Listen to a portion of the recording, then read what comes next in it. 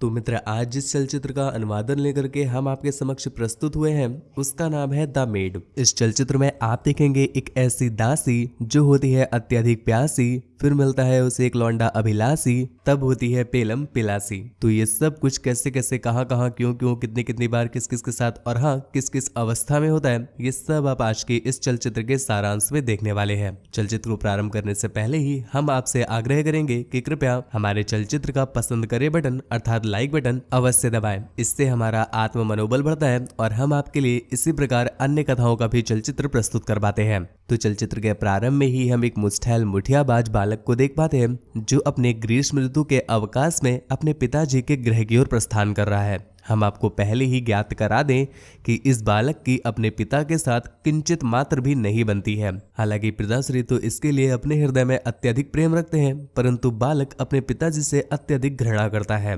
खैर, बालक का नाम गुसलू गोपाल है और वह जब अपने गृह में प्रस्थान करता है तो उसके समक्ष उसके पिताजी प्रस्तुत हो जाते हैं। उनके पिताजी का अनुमान तो यही था कि उनका पुत्र उनके दर्शन मात्र से ही अत्यधिक प्रफुल्लित हो जाएगा, परंतु ऐसा कुछ हमारी दृष्टि को अनुभव नहीं होता, क्योंकि यहाँ पर हम प्रत्यक्ष रूप से देख पा रहे हैं कि उनका पुत्र अर्थात गुसलू गोपाल अपने ही पिताजी को, जो कि उससे लबर लबर कर रहे थे, वह उन्हें एक तुच्छ की भांति अवहेलना करके वहां से प्रस्थान कर जाता है। अगले दिन जब वह अपने गृह का ही एक कोना प्राप्त करके वहां पर धूम्रपान कर रहा होता है कि तभी उसके नेत्रों को एक अत्यधिक सुंदर कन्या के नितंब दिखाई देते हैं, जिसे देखते ही गुसलू गोपाल के पैजामे में बिन मौसम ही बरसात हो जाती है। अब गुसलू गोपाल के नेत्रों के समक्ष कन्या अर्थात सूखे में पानी, तो वह उसके नितंबों के साथ साथ उसकी डेरियों के दर्शन प्राप्त करने के लिए भी जब उसके समक्ष आगे प्रस्थान कर रहा था कि तभी उसके पिताश्री ने अग्रसर कदमों के साथ साथ उसके मुंह से टपक रही हवस को भी भाप लिया।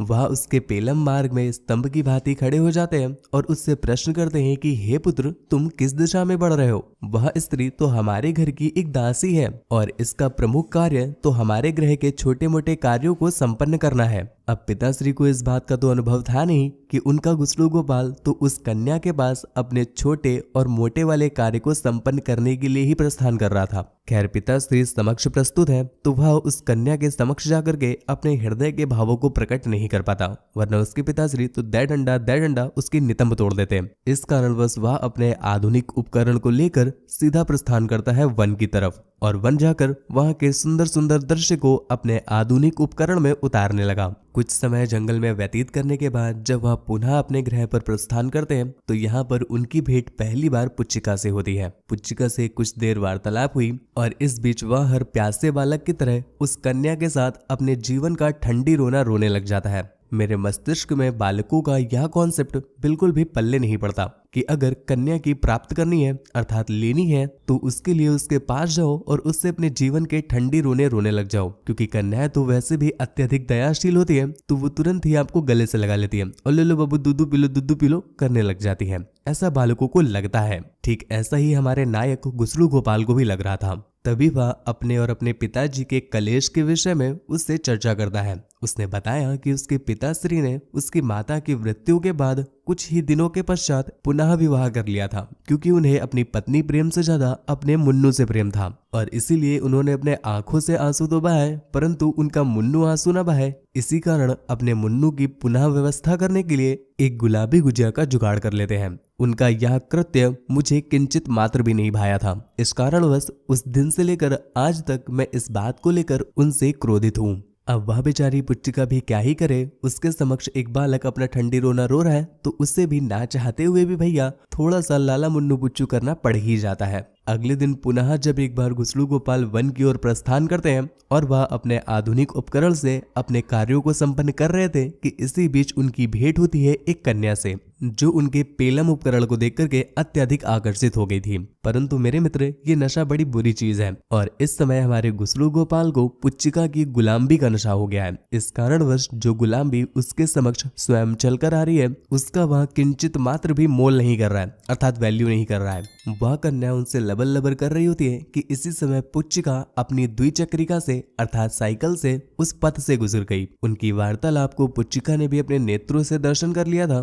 परंतु मेरे मित्र, यहाँ पर आपकी भौतिक विज्ञान का अर्थात फिजिक्स का एक नियम भी प्रस्तुत हो जाता है मित्र, ब्लैक होल में अत्यधिक गुरुत्वाकर्षण होता है। मीन्स ब्लैक होल में बहुत ज्यादा ग्रेविटी होती है। यदि तुम्हें इस बात पर कोई संदेह है तो इस दृश्य को आप देख लो। पुच्चिका का ब्लैक होल जब वहां से प्रस्थान करता है तो उसके दर्शन मात्र से ही हमारे गुसलू गोपाल उस तरफ आकर्षित हो जाते हैं, वो भी इतना अच्छा मौका त्याग करके जहां पर कन्या खुद उनके समक्ष गुलाम भी देने के लिए आई है। और यदि स्थान की बात करें तो वह तो अति उत्तम जंगल है भ्राता, वहां तो मंगल आसानी से हो सकता था, परंतु बताया कि गुरुत्वाकर्षण खींच करके उसे उसके ग्रह तक ले ही आता है। जहां पर पुच्चिका ने जब उसके दर्शन लिए तो वह उससे प्रश्न करती है कि वह इतनी शीघ्र ही ग्रह में क्यों प्रस्थान कर गया। वह कन्या तो दर्शन मात्र से ही लग रही थी कि वह गुसलू गोपाल की तरफ इतना अत्यधिक आकर्षित हो गई है कि झाड़ियों के पीछे वह उसके साथ पेलम क्रीड़ा कर लेती। लेकिन गुसलू गोपाल ने उस पेलम क्रीड़ा के इतने अच्छे अवसर को त्याग क्यों दिया। पुच्चिका के मुख से इस प्रकार की वार्तालाप सुनकर के गुसलू गोपाल अत्यधिक प्रसन्नता का अनुभव करता है, क्योंकि उसे इस प्रकार ज्ञात हो रहा है कि पुच्चिका